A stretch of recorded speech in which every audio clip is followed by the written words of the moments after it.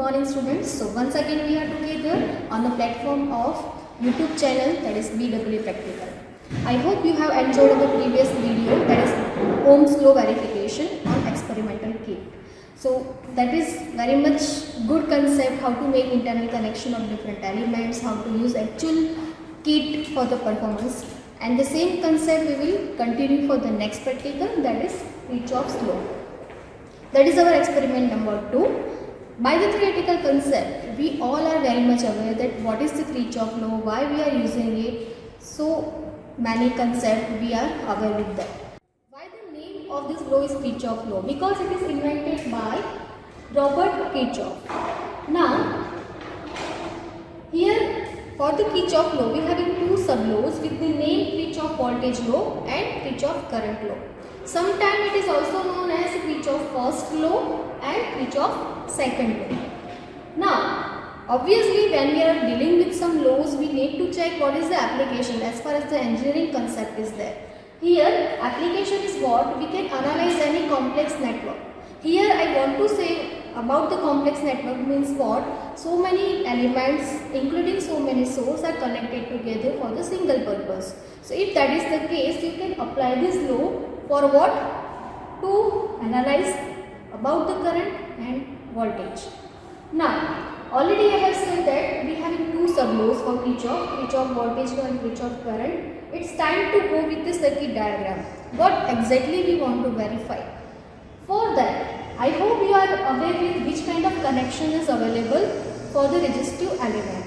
Very easy to say, you all are very intelligent students. So these three are in a series connection. Okay, with value of 200 ohm, 100 ohm and 500 ohm.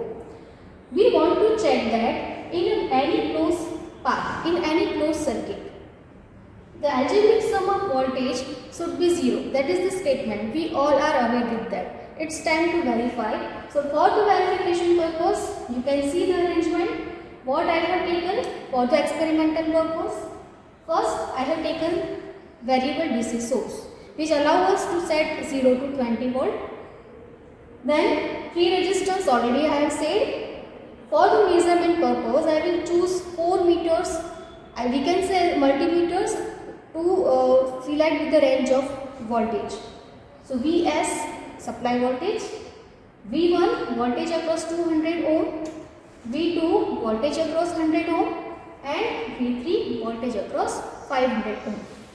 As far as the statement of Kirchhoff law is concerned, what we want to verify, you can see in observation tab. We will note down reading for V1, V2, V3, Vs. This Vs is directly from the measured value from this multimeter, or you can say voltmeter. And we will, at the last, we will make addition of 3 readings of voltage V1, V2 and V3. This both column results should be same. If that is the case, we can say that Kirchhoff voltage law statement is absolutely correct for any closed path network. Move for the second part, that is Kirchhoff current law. Circuit arrangement is given on a board. We are interested to apply this law for particular junction. Junction in the sense, it is the common point where 2 or more than 2 elements connected together. So obviously from the observation of this network, you can say that this is your junction point at which we are interested to verify this law. Now, if you trace the path, this battery is responsible to inject the current in term of I1, and when it comes to node, we can say at the point of node, it is in entering mode. But after this, it having two options, two paths for the flow of current. One is through the 100 ohm, other is through the 50 ohm. So we have given notation as I2 and I3.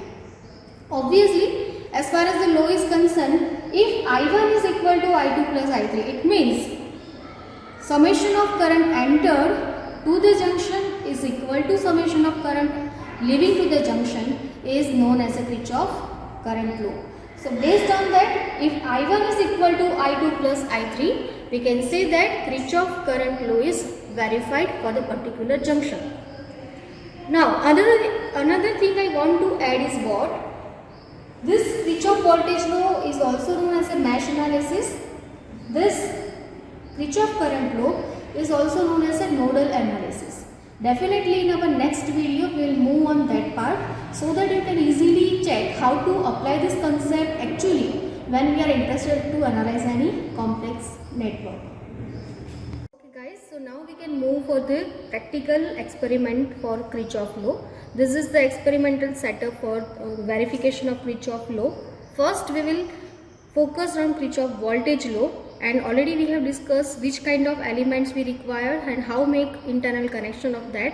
Just based on that circuit diagram, all connections are made. 4 multimeters are there, you can see over here. This is for supply voltage measurement. It is for V1 measurement. It is nothing but the voltage across 200 ohm. This is V2 and this is V3. Voltage across 100 ohm and voltage across 500 ohm. So likewise, this is the whole arrangement. Already we have discussed how to get variable supply voltage from this in a first video of our channel.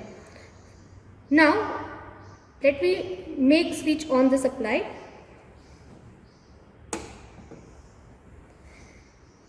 Right now our initial set voltage is 12 Vs. This is V1 3.03, V2 1.52 and 7.62. Do not bother about minus sign, it is just due to the interchanging of ports, nothing else. So with this setup of voltage, we having specified readings of V1, V2 and V3. Just for the another stage of verification, we will change voltage with new value.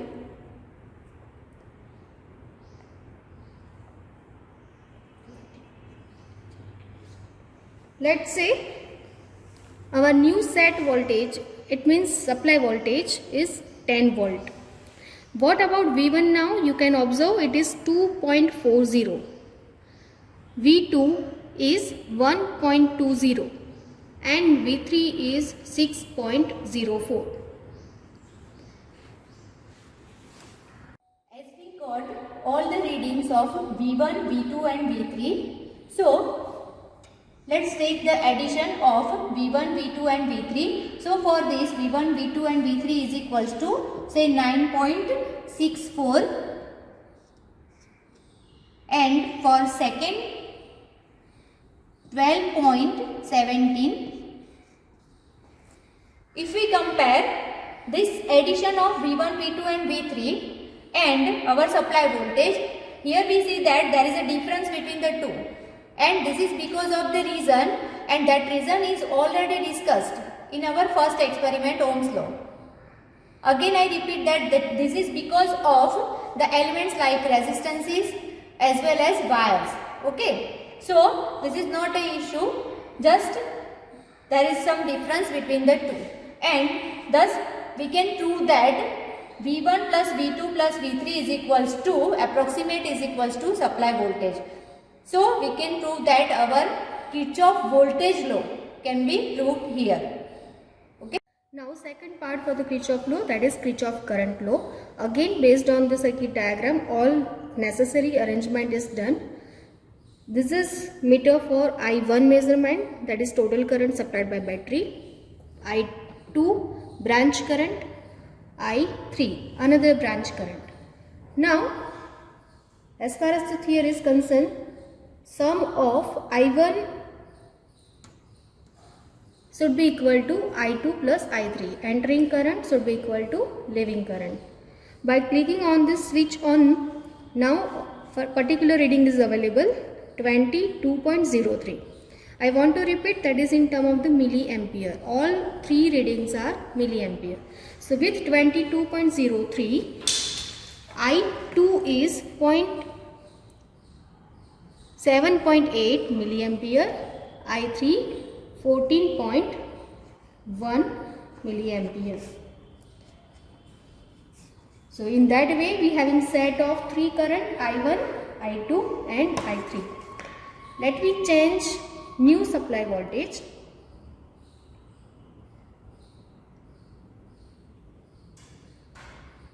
with new set of voltage. Again we having new set of current reading also. As per the meter readings, I1 total branch current is 25.63, I2 is 9.1 and I3 is 16.4. It is easily we can observe, if you make addition of this 9.1 and 16.4, it will be approximately as I1 25.62. Once again, the small gap or small difference between the actual reading and practical reading is due to the accuracy problem of meter. Now, based on our observation, we have pointed out readings over here. It's time to check whether Kirchhoff current law is verified for the particular junction or not. So you can see over here, if I make addition of I2 and I3, 7.8 and 14.1, it is 21.9, which is approximately same as the total current supplied by battery, 22.03. So you can see that yes, Kirchhoff current law is satisfied. With another set of readings, again you can verify on the same basis, and you can observe it is absolutely verified on the given network. So I hope you all are very much clear with the concept of Kirchhoff voltage law and Kirchhoff current law, how to exactly verify by the experimental way. I hope you enjoyed the video. Thank you.